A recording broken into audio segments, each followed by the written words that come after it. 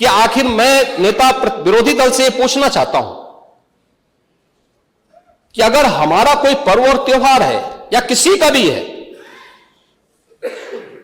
मुहर्रम का जुलूस हो या फिर कोई भी अन्य मुस्लिम समाज का कोई पर्व और त्योहार का कोई जुलूस, वो हिंदू मोहल्ले से सुरक्षित निकल जाता है, कोई दिक्कत नहीं होती, मंदिर के सामने से भी निकल जाता है, कोई समस्या नहीं होती।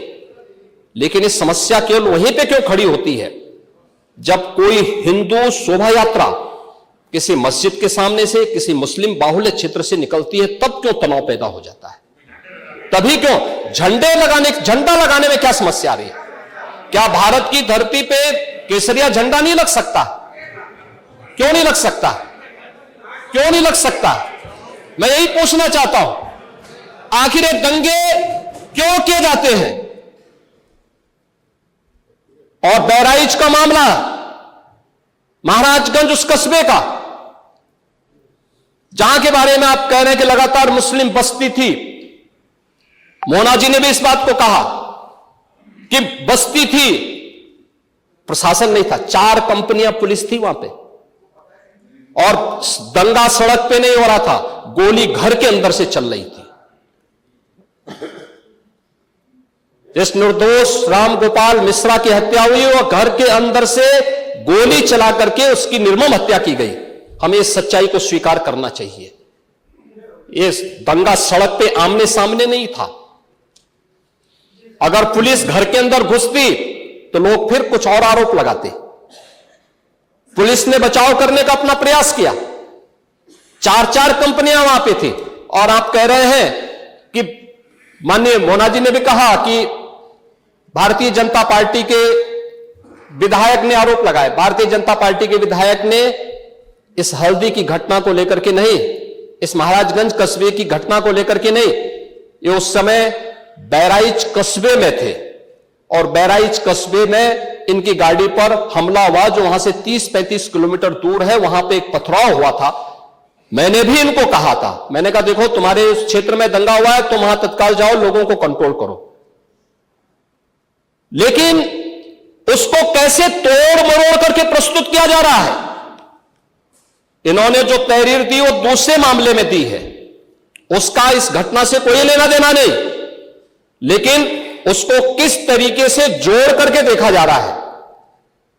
एक जिले में दूरी होती है, इसमें बहराइच से आपको भी वहां जाने में समय लगा होगा, और उस दूरी को आपने देखा होगा, तो ये उतनी ही दूरी है।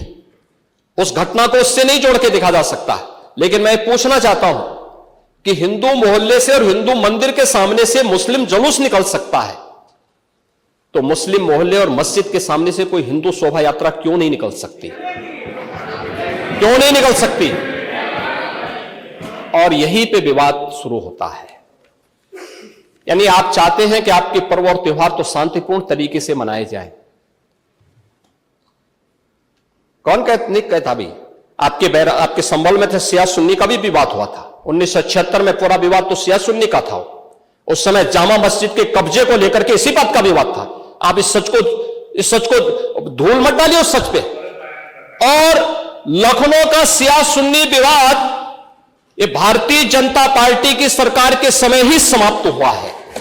आप लोग तो लड़ाते थे, यहां पे शिया और सुन्नी को भी लड़ाते थे, क्योंकि आपकी तो शुरू से ही राजनीति थी बांटने की और फिर कटवाने की। और इसलिए हमने कहा कि न बटेंगे और न कटेंगे।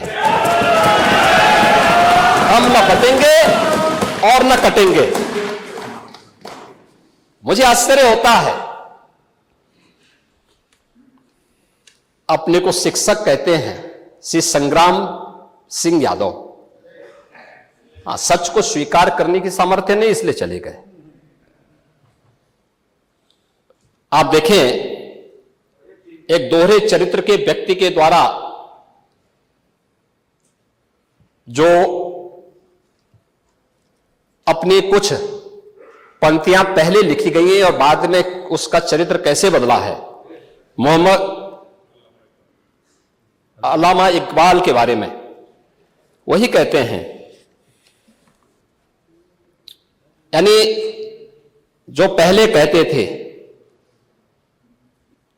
उन्होंने क्या बात कही थी बाद में, मुस्लिम हैं हम वतन हैं सारा जहां हमारा, चीन वो अरब हमारा हिंदुस्तान हमारा, तौहीद की अमानत सीनों में है हमारे, दुनिया के बुत कंधों में पहले वह घर खुदा का, तेगों के साये में हम पलकर जमा हुए हैं, मकरीब की वादियों में गूंजी अजा हमारी, बातिल में दबने वाले हे आसमां नहीं हम, हे गुलस्ता ये अब्दुल्लस वो दिन है याद तुझको, ये मौज ये दजला तू भी पहचानती है हमको, ये अर्ज ये पाग तेरी हुर्मत पे कट मरे हम, सालार ये कार्रवाई है मीर ये हिजाज अपना, इकबाल का तराना बाग ये दरा है गोया, मुस्लिम है हम वतन है सारा जहां हमारा।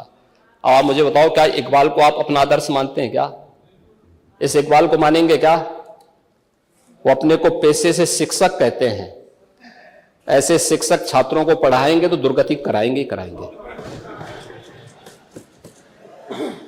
यानी इकबाल की एक कविता को यहां पे पढ़ करके और वास्तविक सच से आप धूल डाल करके उसको छुपा नहीं सकते हैं। और मैं इसीलिए कहना चाहूंगा कि महोदय, प्रशासन ने पूरी कार्रवाई की है और लगातार हमारे संज्ञान में सारी बातें हैं, एक एक बात पर सरकार नजर रख रही है। 25 करोड़ की आबादी का प्रदेश है और 25 करोड़ की आबादी के प्रदेश में पिछले 7.5 वर्ष के दौरान सभी पर्व और त्योहार शांतिपूर्ण तरीके से संपन्न हुए हैं। सभी वीवीआईपी विजिट सकुशल संपन्न हुई हैं। अयोध्या में श्री राम जन्मभूमि पर भगवान राम के भव्य मंदिर के कार्यक्रम को भी, जिसको लेकर के आप बहुत बड़ा पहले प्रदेश के मन में भय पैदा करते थे, वह भी सकुशल संपन्न हुआ। आज प्रदेश में जब सर्वत्र सुरक्षा का एक बेहतरीन माहौल है और 2025 में जब उत्तर प्रदेश को एक गौरव प्राप्त होने जा रहा है कि दुनिया का सबसे बड़ा आध्यात्मिक और धार्मिक सामाजिक जो उत्सव हो, एक महापर्व है महाकुंभ प्रयागराज, जिसमें पूरी दुनिया का एक समागम होने वाला है, जब इसे आयोजित करने का अवसर प्राप्त हो रहा है, तब मैं विपक्ष के अपने साथियों से कहना चाहूंगा कि प्रदेश के माहौल को अपने वक्तव्यों से और अपने करतूतों से कृपया खराब न करें। प्रदेश आगे बढ़ना चाहता है, विकास के अपने लक्ष्यों को प्राप्त करना चाहता है, लेकिन मैं इस बात के लिए आश्वस्त करूंगा कि 25 करोड़ जनता को सुरक्षा देना, उनकी हर प्रकार से हिफाजत करना, यह प्रदेश सरकार की जिम्मेदारी है। लेकिन अराजकता, पत्थरबाजी और किसी भी इस प्रकार के आदेश के खिलाफ जो माननीय न्यायालय ने आदेश किया है, उसके बाद भी कोई कानून को अपने हाथों में लेकर के कानून को ठेंगा दिखाने का प्रयास करेगा, तो सरकार उससे सख्ती से निपटने का काम भी करेगी। और वही सख्ती वहां पर आवश्यक है जहां पर लोगों ने माहौल खराब करने का प्रयास किया है। एक भी निर्दोष नहीं जाएगा। जितने भी विजुअल्स होंगे उसके वीडियो फुटेज है, गोली चलाते हुए, कट्टा लहराते हुए, तलाशी के दौरान पत्थरबाजी करते हुए, घरों के छतों के ऊपर जो पत्थर रखे गए हैं, ये सारी विजुअल्स हमारे पास हैं और उसके अनुरूप ही कार्रवाई होगी। हां, ये जरूर आश्वस्त करते हैं कोई निर्दोष के खिलाफ कोई कार्रवाई नहीं होने वाली, अब तक नहीं हुई है, आगे भी नहीं होगी। लेकिन कोई दोषी होगा उसको कोई बचा भी नहीं पाएगा। यह भी मैं इस सदन के माध्यम से पूरे प्रदेश के अंदर बहुत स्पष्टता के साथ कहना चाहूंगा।